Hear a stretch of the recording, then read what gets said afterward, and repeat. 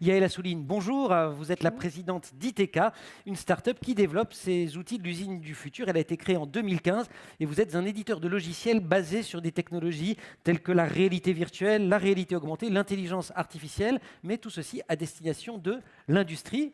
3 minutes pour nous raconter. Je crois qu'on va la voir en image également. Très bien. Bonjour à tous. Merci de m'avoir invité. C'est intéressant aujourd'hui de voir la mise en place de l'intelligence artificielle et surtout pour l'industrie.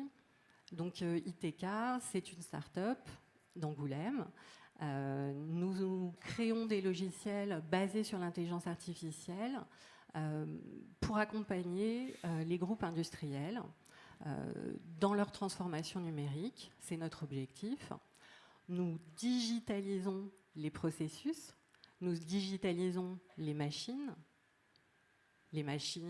dans la maintenance préventive par exemple, les produits, les sous-marins, les trains, les avions, et également nous digitalisons les sites industriels, les usines, les plateformes logistiques.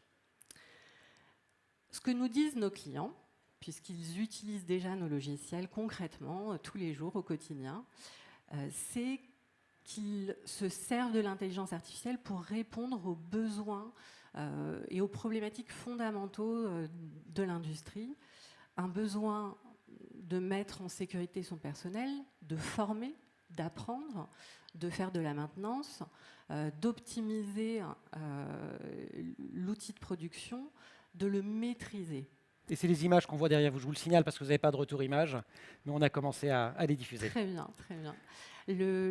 Voilà, là, il y a un certain nombre d'extraits de logiciels. D'applications et de logiciels que vous avez conçus. Absolument. Ben, je vais vous en parler un petit peu, puisque aujourd'hui... En 2 minutes maintenant, car il reste même en une. Très vite. Notre premier logiciel d'intelligence artificielle, c'est Wiki 3D. Wiki 3D, c'est une solution qui va accompagner les techniciens dans les usines pour une aide au diagnostic, une prise de décision. Nous avons également NUMAC, qui est un logiciel qui va digitaliser les processus de l'amélioration continue, donc qualité. Et enfin, nous faisons du Digital Twin. Le Digital Twin, c'est des jumeaux numériques d'usines pour agencer, simuler, piloter les sites industriels. La collaboration entre l'IA et l'humain, c'est très important. C'est un sujet dont l'industrie s'est emparée. Elle est en pleine révolution, cette industrie, aujourd'hui. Pourquoi ? Parce que l'IA, ça lui permet d'automatiser des tâches, de transformer les métiers. Les tâches rébarbatives, répétitives, elles vont disparaître, elles vont être prises en charge par la machine. Et on va concentrer l'humain et les métiers de l'humain sur des prises de décision complexes, au final. Il ne faut pas avoir peur de l'IA, ce n'est pas anxiogène. Ce qu'il faut garder en tête, et je pense que ce sera le mot de la fin, c'est que c'est l'humain qui contrôle l'IA, ce n'est pas le contraire.